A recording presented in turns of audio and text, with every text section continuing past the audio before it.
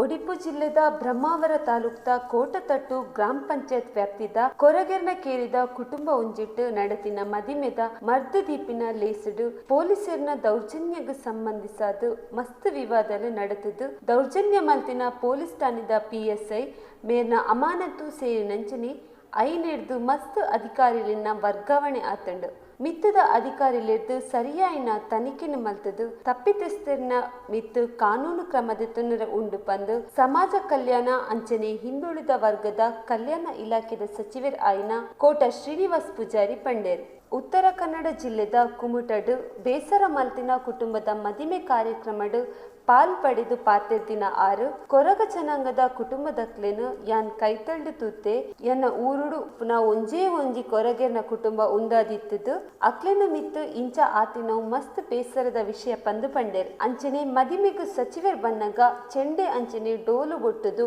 ಅರೆನ್ ಸಾಂಪ್ರದಾಯಿಕವಾದ ಬರ ಮಲ್ತೊಂಡೇರ್.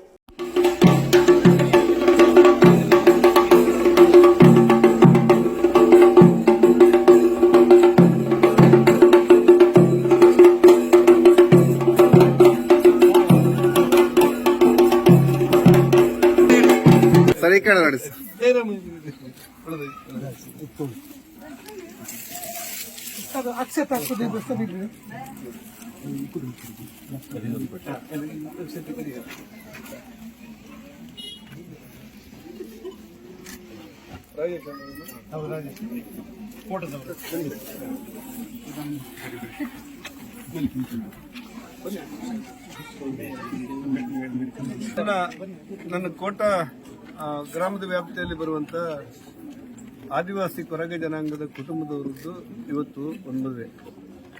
ಆ ಮದುವೆಗೆ ಸಂಬಂಧಪಟ್ಟಂತೆ ರಾಜೇಶ್ ಅನ್ನೋ ಹುಡುಗರಿಗೆ ಮದುವೆ ಆಗಿತ್ತು. ಅವರ ಉಳಿದೆಲ್ಲ ಕಾರ್ಯಕ್ರಮ ಮಾಡ್ತಾ ಇದ್ರು. ನಾನು ಇವತ್ತು ಹುಬ್ಬಳ್ಳಿಯ ಕಾರ್ಯಕಾರಿಣಿಯಿಂದ ನೇರವಾಗಿ ಇಲ್ಲಿ ಬಂದೆ. ಸ್ವಾಭಾವಿಕವಾಗಿ ಏನಾಗಿತ್ತು ಅಂದ್ರೆ ಮೊನ್ನೆ ನಡೆದಂತ ಘಟನೆಯಿಂದಾಗಿ ಈ ಆದಿವಾಸಿ ಜನಾಂಗದ ಕೊರಗ ಜನಾಂಗದವರು ಮೆಹಂದಿ ಮಾಡ್ತಾ ಇರುವ ಸಂದರ್ಭದಲ್ಲಿ ಅಲ್ಲಿಯ ಕೋಟಾ ಠಾಣಾಧಿಕಾರಿಗಳು ಮತ್ತು ಉಳಿದ ಸಿಬ್ಬಂದಿಗಳು ರಾತ್ರಿ ಹೋಗಿ ಅದು ಡಿಜೆ ಹಾಕಿದ್ದಾರೆ ಅನ್ನೋ ಕಾರಣಕ್ಕೆ ಚರ್ಚೆಗಳಾಗಿ ಇವ್ರ ಮೇಲೆ ಹಲ್ಲೆ ಮಾಡಿದ್ದಾರೆ ಅನ್ನುವಂಥ ದೂರಿದೆ. ಅದರ ಹಿನ್ನೆಲೆಯಲ್ಲಿ ನಾನು ಹುಬ್ಬಳ್ಳಿಯಲ್ಲಿರುವಾಗಲೇ ಗ್ರಾಮ ಮಂತ್ರಿಗಳ ಜೊತೆಯಲ್ಲಿ ಮತ್ತು ಹಿರಿಯ ಪೊಲೀಸ್ ವರಿಷ್ಠಾಧಿಕಾರಿಗಳ ಜೊತೆಯಲ್ಲಿ ಜಿಲ್ಲಾಧಿಕಾರಿ ಜೊತೆಯಲ್ಲಿ IG ಜೊತೆಯಲ್ಲಿ ಮಾತಾಡಿದ್ದೆ.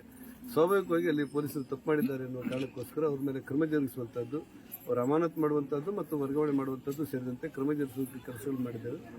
ಈ ಆದಿವಾಸಿ ಜನಾಂಗಕ್ಕೆ ಅನ್ಯಾಯ ಆಗಿದೆ, ಅಪಮಾನ ಆಗಿದೆ ಅನ್ನುವ ಕಾರಣಕ್ಕೆ ಅದರ ಸಮಗ್ರ ತನಿಖೆಗೆ ಕೂಡ ಆದೇಶವನ್ನು ನಾನು ಸಮಾಜ ಕಲ್ಯಾಣ ಮಂತ್ರಿಯಾಗಿ ಮಾಡಿದ್ದೇನೆ. ಅವರ ಕುಟುಂಬದ ಮದುವೆಗೋಸ್ಕರ ಇವತ್ತು ಕುಮಟಕ್ಕೆ ಬಂದಿದ್ದೆ. ಕುಮಟದಲ್ಲಿ ಅವ್ರ ಜೊತೆಲ್ಲ ಮಾತಾಡಿದ್ದೆ. ಮತ್ತೆ ಅವರೆಲ್ಲರೂ ಕೂಡ ಇಲ್ಲಿಂದ ಹೊರಟು ನಮ್ಮ ಗ್ರಾಮಕ್ಕೆ ಬರ್ತಾರೆ. ರಾತ್ರಿ ಎಷ್ಟೇ ಹೊತ್ತಾದರೂ ಕೂಡ ಕುಟುಂಬದವರ ಉಳಿದವರ ಜೊತೆಲೆಲ್ಲ ಮಾತಾಡಿ ಆ ಕೇರಿಗೆ ಭೇಟಿ ಕೊಟ್ಟು ಅಲ್ಲಿ ನಡೆದಿರುವ ವಿದ್ಯಮಾನಗಳನ್ನು ಗಮನಿಸಿ ಇವರಿಗೆ ಯಾವುದೇ ತೊಂದರೆ ಆಗದಿರುವಂತೆ ಮತ್ತು ಇವರ ಮೂಲಭೂತ ಸೌಕರ್ಯಗಳನ್ನು ಅಭಿವೃದ್ಧಿಪಡಿಸುವುದು ಸೇರಿದಂತೆ ಅಲ್ಲಿರುವ ಒಟ್ಟಾರೆ ಯೋಜನೆಗಳನ್ನೆಲ್ಲ ಅರ್ಥ ಮಾಡಿಕೊಂಡು ಇವರಿಗೆ ನ್ಯಾಯ ಒದಗಿಸುವಂತಹ ಕೆಲಸಗಳನ್ನು ಮಾಡ್ತೇವೆ ಅನ್ನುವಂಥ ಮಾತನ್ನು ಈಗಾಗಲೇ ಹೇಳಿದ್ದೆ. ಸಮಾಜ ಕಲ್ಯಾಣ ಮಂತ್ರಿಯಾಗಿ ಈ ದಲಿತ ವರ್ಗದ ಜೊತೆ ನಮ್ಮ ಸರ್ಕಾರ ಅವರ ರಕ್ಷಣೆ ಕೊಡಲಿಕ್ಕೆ ಮತ್ತು ಅವರಿಗೆ ಏನಾದರೂ ಸಮಸ್ಯೆಗಳಾದರೂ ಕೂಡ ಪರಿಹಾರ ಮಾಡಲಿಕ್ಕೆ ಸಿದ್ಧವಾಗಿದೆ. ಇನ್ನೊಂದು ಹೆಜ್ಜೆ ಮುಂದೋಗಿ ಆ ಕೊರಗರ ಕೆಲಿನಲ್ಲಿ ಏನೇನು ಅಭಿವೃದ್ಧಿ ಆಗಬೇಕು, ಅವರ ಕೌಟುಂಬಿಕವಾದ ಸಮಸ್ಯೆಗಳೇನು, ಆರ್ಥಿಕವಾದ ಸಮಸ್ಯೆಗಳೇನು, ಅವರ ಮನೆ ಮಠ ಬದುಕು ಕುಡಿಯುವ ನೀರು ಇವುಗಳಲ್ಲಿ ಏನಿದೆ ಅನ್ನೋದನ್ನು ಅಧ್ಯಯನ ಮಾಡಲಿಕ್ಕೆ ಹೇಳಿದೆ. ಆ ಎಲ್ಲ ಸಮಸ್ಯೆಗಳನ್ನು ಪರಿಹಾರ ಮಾಡಬೇಕು ಅಂತ ಅನಿಸಿದೆ.